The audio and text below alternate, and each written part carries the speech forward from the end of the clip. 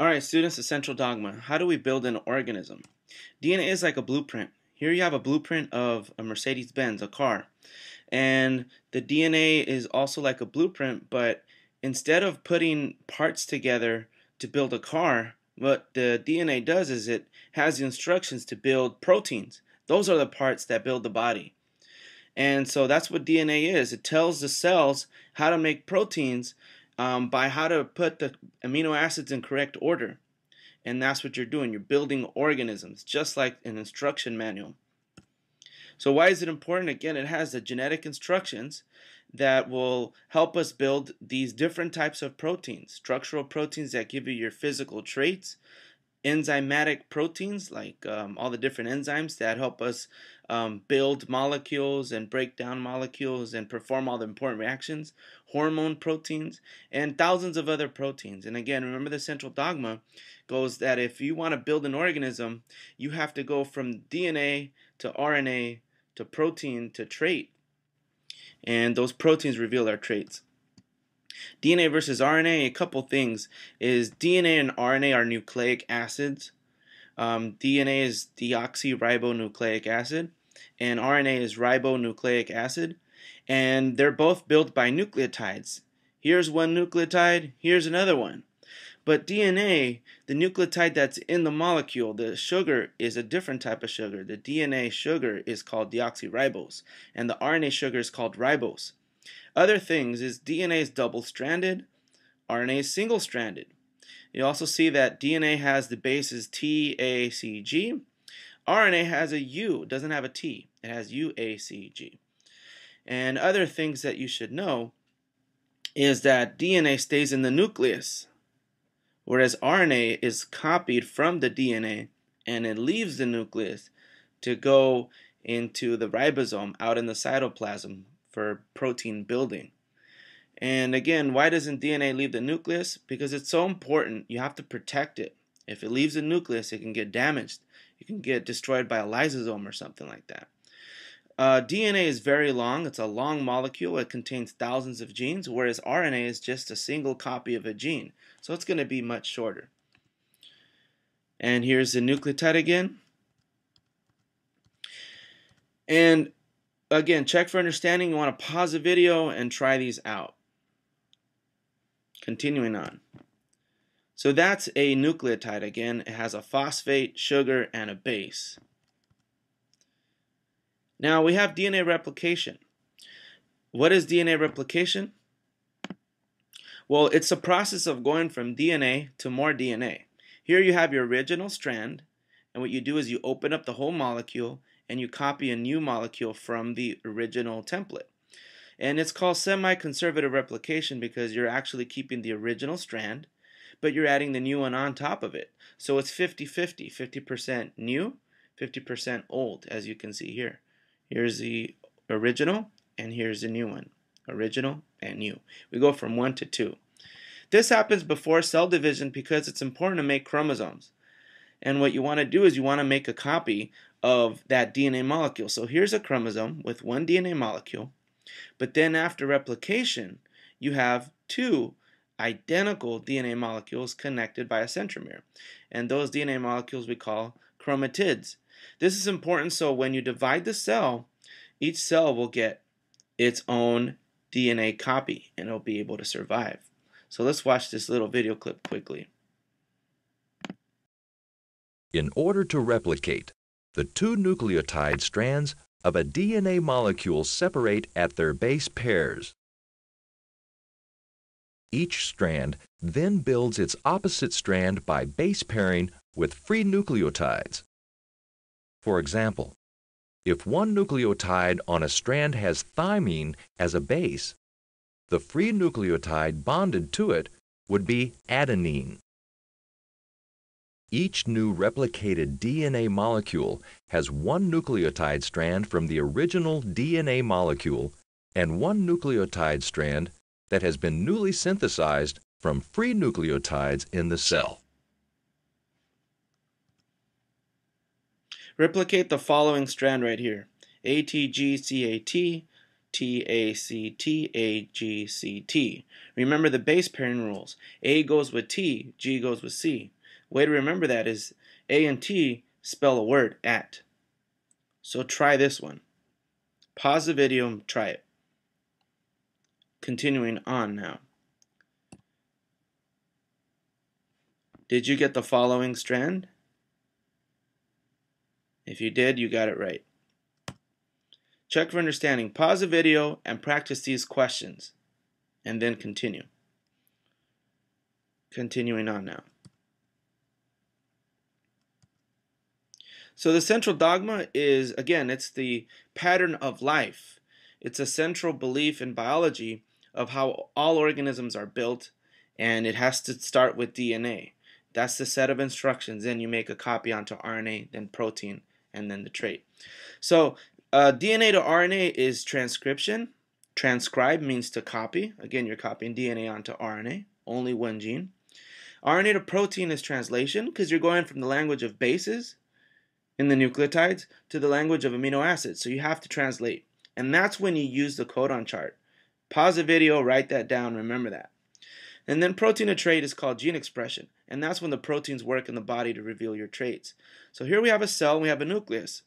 Here you have, and you guessed it, not transcription, but you have replication. Now I put this in here, but it is not part of the central dogma.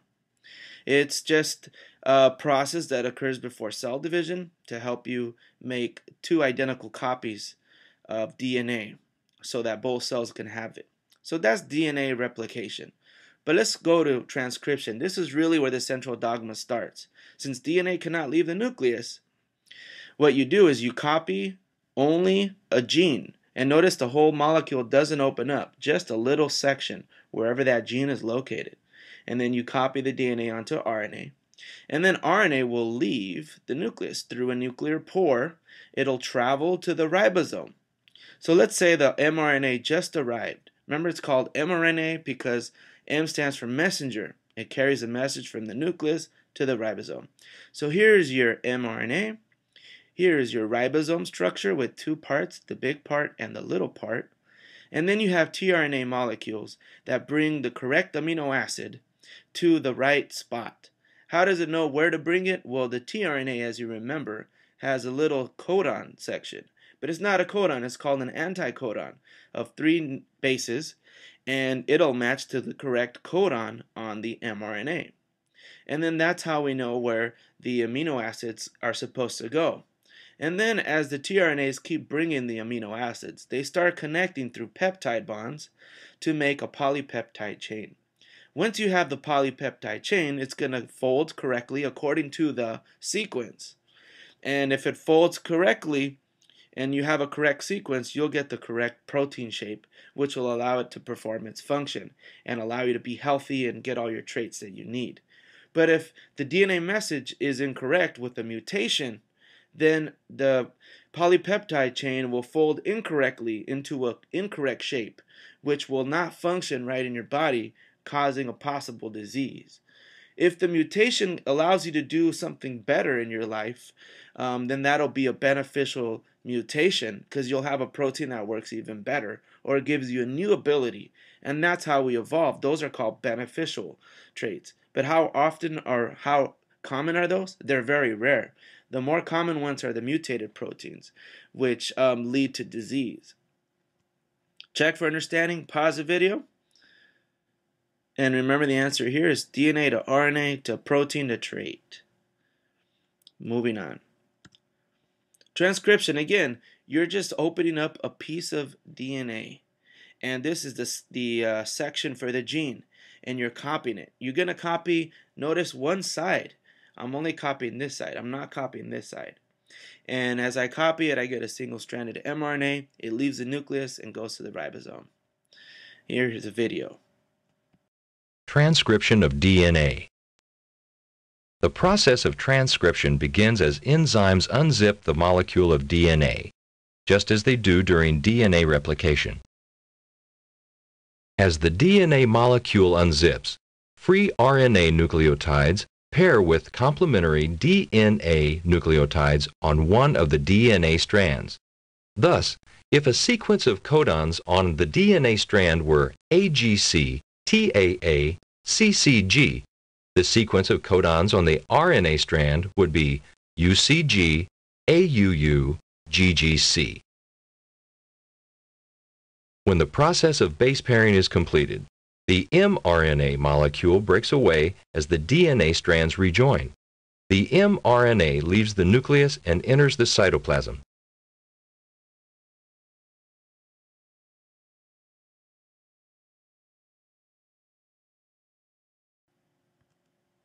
Transcribe the following molecule. Again, remember this is DNA because it has T's. Did you get the following sequence? If you did, you got it right. Now in translation, what we're doing is, remember after we made the RNA and it goes to the ribosome, the ribosome is going to now build the protein. And the tRNA molecules are going to land, and we're going to connect amino acids. So here's a quick video clip. A transfer RNA molecule is composed of about 75 nucleotides. Each transfer RNA molecule recognizes only one amino acid, which becomes bonded to the top of the transfer RNA molecule. Located on the bottom of the transfer RNA molecule are 3 nitrogen bases called an anticodon that pair up with messenger RNA codons during translation. As translation begins, the first codon of the messenger RNA strand attaches to a ribosome. Then, transfer RNA molecules, each carrying a specific amino acid, approach the ribosome. When the transfer RNA anticodon pairs with the messenger RNA codon, the two molecules join. Often, the first codon on messenger RNA is AUG, which codes for the amino acid methionine. AUG signals the start of protein synthesis. The messenger RNA then slides along the ribosome to the next codon, where a new transfer RNA molecule carrying an amino acid will pair with the messenger RNA codon. The two adjoining amino acids then become joined by a peptide bond, and the first transfer RNA molecule is released by the messenger RNA. As the process continues, a chain of amino acids is formed until the ribosome reaches a stop codon on the messenger RNA strand.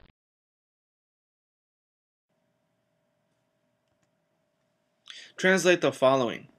Now when you translate it, remember what you're starting with. You're starting with DNA because it has T's.